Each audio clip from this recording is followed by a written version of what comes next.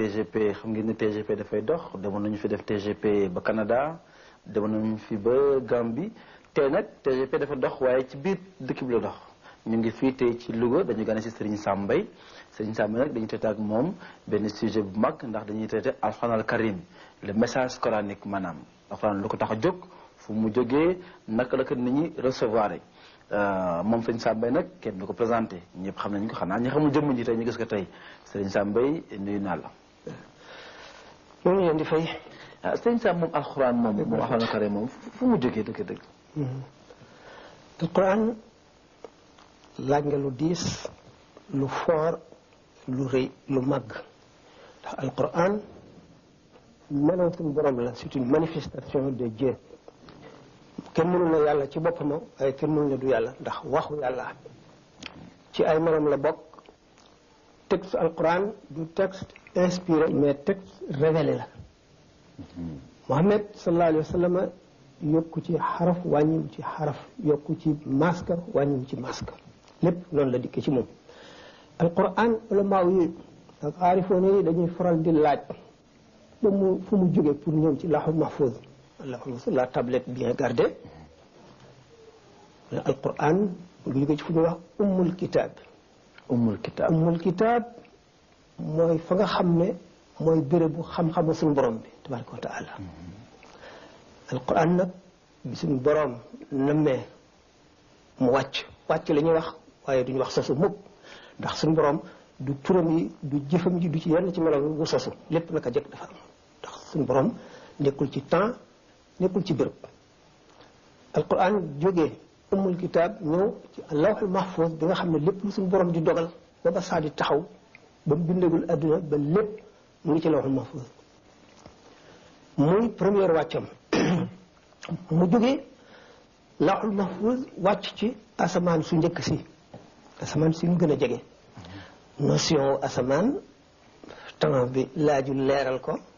waaye ay émission xaj na ci notion asamaan waaw bi mu ñëw nag ci asamaan su mujj si toog nag di xaar xew-xew yi nga xam ne mooy ñëw pour mu di leen atte comme ni ma la waxee ne suñu borom nekkul ci temps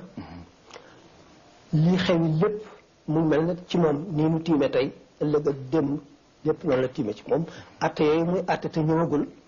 li mu nekkul ci temps moo tax mu mën ko bi mu ñëw ci asamaan su mujj si nag di xaar nag xew-xew bu xew rek benn aaya wàcc atte ko moo xam lu muy tere la wala lu muy digle wala xabaar bu muy xamal yonent bi sallallahu alayhi wa sallam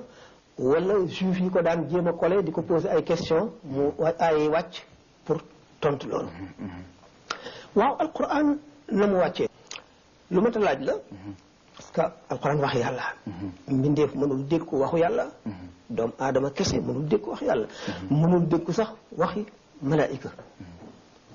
mais alquran dañ naan la jibril alayhi salaam mi nga xam ne bu suñu borom doon mbindeef dañ naan mooy secrétaire am digganteem ak yonent yi moo ko indi jibril malaayika la xam nga malaaka nature lu tranchante la mënul jëflanteeg nit ñi mënuñoo jëflanteeg moom ndax seeni nature dafa opposé doomu aadama yàpp ak deret la ak ndox malaayika lu immatériel la lu ànd ak secret yu diis ak melo yu diis comme malaaka ak nit duñu jëflante directement de mënuñoo jëflante directement ñoom ñooy jëf ci nit ki ñëw di bind li doomu aadama bi def ki ñëw di wàcc yërmande ki ñëw di balul jaam ñi ak ki ñëw ku ci nekk ak sa mission waaye dañu ñëwee nit ki du ko recevoir du ko gis du ko dégg du ko xam lu dul ci exception yenn nat yu néew xëy na bu temps bi mayee dem ci kon kii recevoir message boobu kan la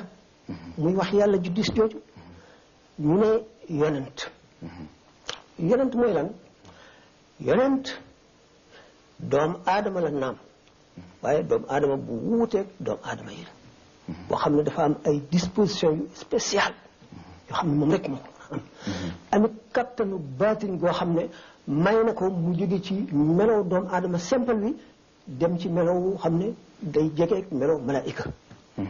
ba nga xam ne dana mën a jëflanteeg malaayika yi li ñuy wax ci tubaab un état second léegi malaayika mi su jubee yonent bi sallallahu alayhi wa sallam rek melo woowu daal di soppiku